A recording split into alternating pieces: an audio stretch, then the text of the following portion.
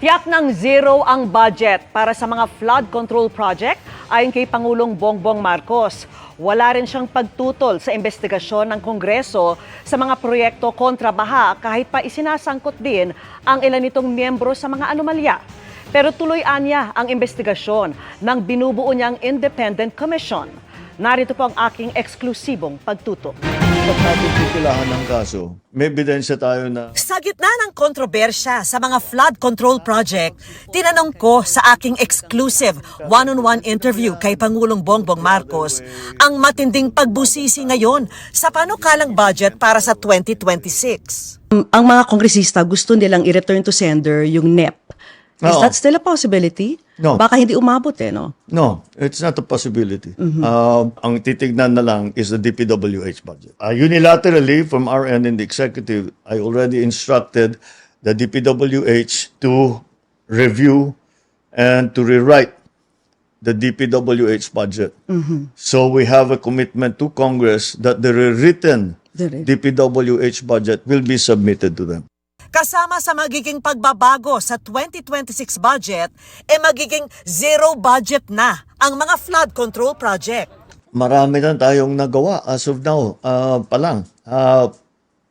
Number one, we already are seeing na lahat ng flood control project na dapat nilalagay sa 2026 na budget, hindi na siguro kailangan.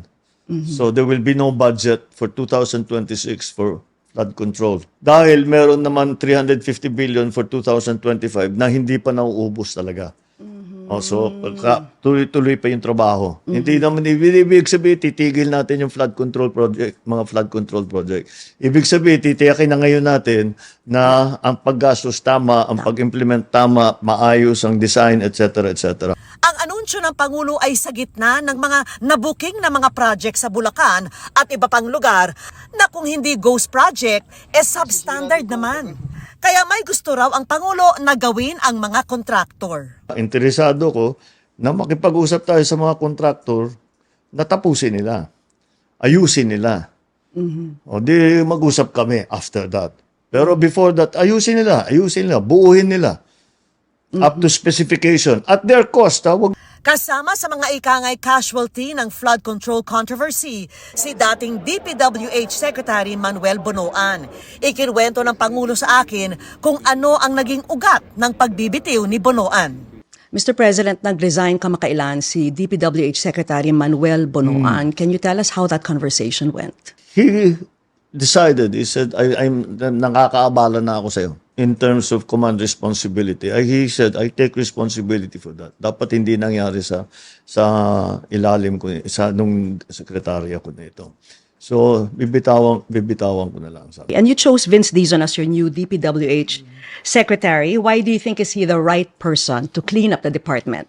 He did a very good job in DOTR, and I think he understands very well what needs to be done. He will do whatever is necessary, even if it's a little difficult, kahit na medyo may magagalit sa kanya.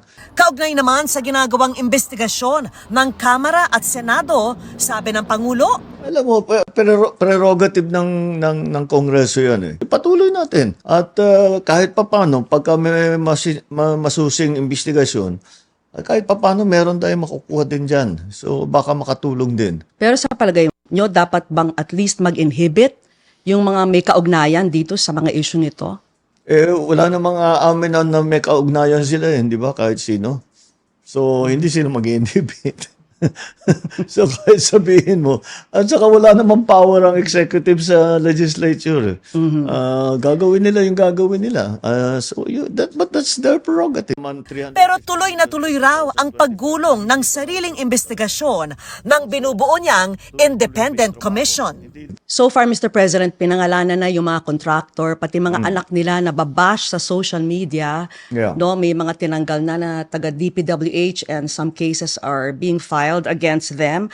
Paano naman po kung sangkot si Kong, si Gov, si Mayor? How far are we gonna take this? Until we solve the problem. Yung dapat natin pipilahan ng kaso, may ebidensya tayo na matibay. Yung big fish talaga, yung talagang nagpapatakbo nitong sistema na ito. Kasi pag hindi mo mabubuwag yung sistema yan, hanggat tinanggal mo yung mga player na yan. Kahit naman sinuportahan kayo or something, talagang wala silang kawala dito sa campaign na ito? Wala talaga tayong magagawa eh. We have the truth has to come out. Kaya nagkaganto dahil pinabayaan eh. Yun ang nakapagtataka. Why were the people in the past looking the other way? Why? Because that's the system already eh. Kahit ayaw mo, masasagasaan ka ng sistema. Yung mga nandyan na aktibo dyan sa mga kalokohan na yan, atakihin ka para to get you out of the way kasi baka magsumbong ka pa.